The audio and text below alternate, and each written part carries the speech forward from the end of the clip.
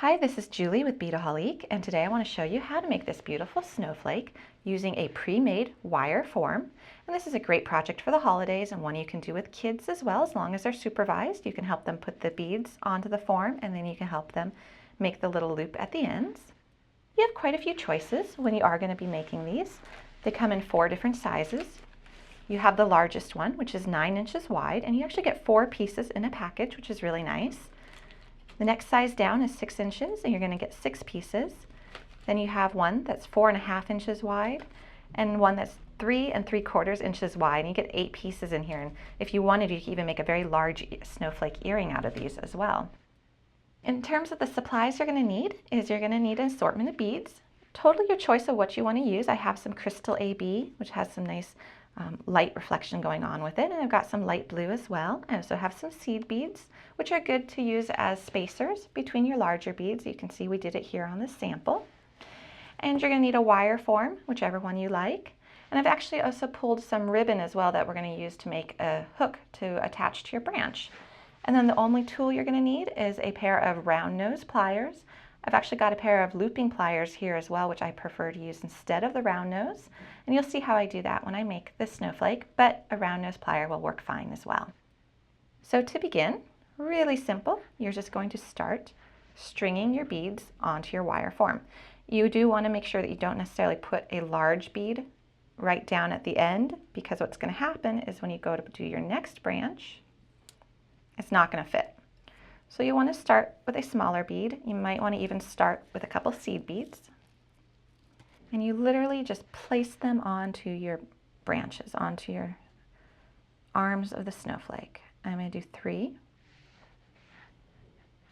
And now what I can do is I can go ahead and add a little bit larger bead, because I know now I'm not going to have that problem of the next branch not fitting. So add these however you like. There doesn't have to be any rhyme or reason, it's just what you find visually appealing.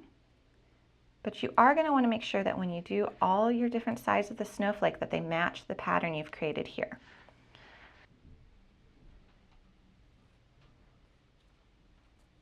Couple seed beads, another pretty light blue bead.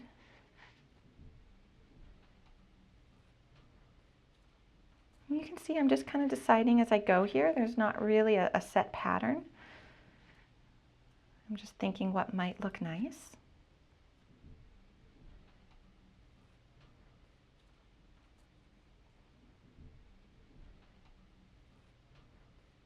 Okay, when you get towards the end of your piece of wire, you're going to want to start to be cautious that you don't go too close to the tip. For instance, a bead like that is not going to work because I have no room to make the little loop that I'm going to need to make. So start thinking of that as you get towards the end here. And we have just about 3/8 of an inch left. You're going to go ahead and take either your round nose pliers or your wire looping pliers, and I do like the wire looping pliers for this. I'm going to insert the wire, so it's right up along the edge of my wire looping pliers. And I'm going to make a loop.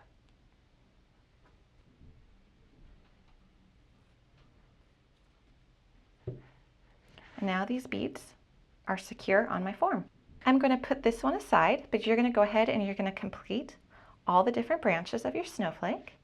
And when that is done, it will look something like this, of course with your own pattern. And you'll have a loop on each side. So what you'll want to do is you're going to want to cut this length. This happens to be a 3-foot length. And I bet I can get 4 different ornament hooks out of this, so I'm going to divide it so that I can cut it. So I just have 1/4. I want to cut one here. I'm going to take my scissors. There we go. And that's going to give me plenty of room to work with.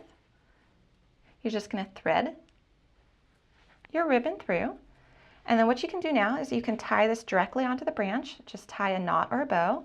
Or if you want to pre-do it, you can just go ahead and tie a knot. To make it extra secure, I'm going through one more time. That knot is not going anywhere. I'm just going to trim off. And there you have an ornament to hang on your tree, in your window, or anywhere you like this holiday season.